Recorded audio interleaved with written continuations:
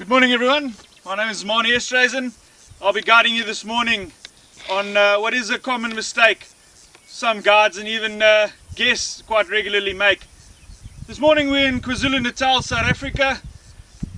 After the very good rains we had in the last 2 days, it's nice and wet and green. Everything starts flowering now. So when we're on game drive, we often hear guests refer to something as, look at the spines on that tree. There's quite a distinct difference between spines and thorns, and I'm going to take this time this morning just to explain to you some of the key factors in this comparison. To my left over here we've got a small pushed over acacia nilotica, and to my right over here we've got a sickle bush called Dichrostachys cinerea. Immediately you'll notice the difference in the species genus names, Dichrostachys versus acacia. And it is because of the two differences. The one's got spines and the one's got thorns, so they're classed into different genuses. I'm going to take a sample of each and just to explain to you what we mean with the difference.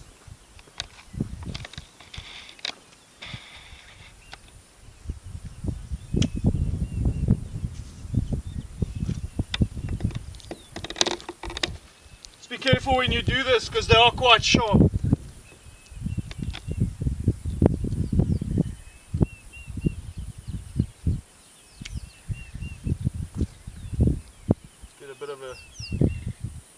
There we go, a little bit of a better sub branch here. There you go.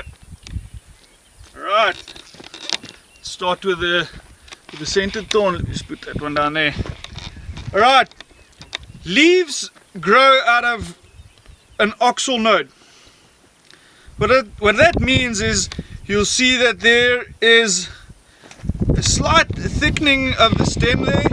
That is called node, and that little one there's a node, and there's a node there, and then you get an internode, which is between the two. In that node there is there's a little fly here that's just amped for some airtime. Alright, so then you'll see the little leaves there growing out of the oxal node, out of the auxiliary bud, which is that little thing right there in the axil between the node and that little internode there in the corner. Okay, so the oxal bud is in the stem. When you look at a flower, at the base of the flower there's a little crown of leaves, green leaves, that is not the color of the petals. Those are called steeples. Now what this is this used to be the steeple. Alright? And then it came about to have a secondary function where it's more about protection. So what actually happened here is through evolution this leaf curled up like that. So it curled like that and then fused at the front and became very hardened and sharp to perform a secondary function, which is protecting the tree against predators. Because yes, herbivores and browsers are predators to a tree. So now that we've established that this is the steeples and it is a modified leaf, a leaf grows out of a stem. So if you were to cut that little thing there, you'll see the inside is brown. If you cut the stem, you'll see that it's green. Okay, this is the key factor, that it is not part of the stem, otherwise that would have been green as well. So thorns are modified leaves. Alright, so it used to be a leaf that modified, and remember I said it fused together and became hard to have that secondary function. So we'll refer to a thorn as a modified leaf. But now if we look at the Dichrostachys, see there's the little spines there, there's one there, there's one there, and there's one there.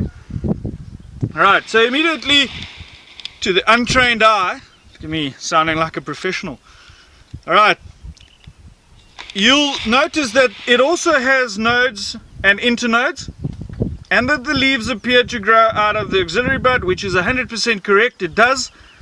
But the difference between the thorn and the spine is, if you look carefully, let me just isolate one here, get some foliage off here. Right. You'll notice that there's the spine there, and then there is another oxal node. Alright. Which would not be on a thorn. Because a thorn, remember we said it's a modified leaf. So a leaf cannot grow out of a leaf. A leaf grows out of the oxal node in the stem.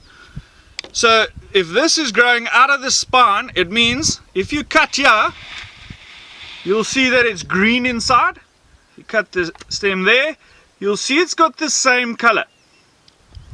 Right? And that is why there is a very distinct difference between thorns and spines. Spines are modified stems and thorns are modified leaves. So in the case of a spine, the actual stem itself was the part of the plant that got modified for protection. Where in the case of thorns, it is the actual leaf and not the stem that was modified into the secondary function, which is protection. Another thing about this tree, which is insanely interesting, is you'll see that on the same tree there's two different flowers. You get these little pink ones here.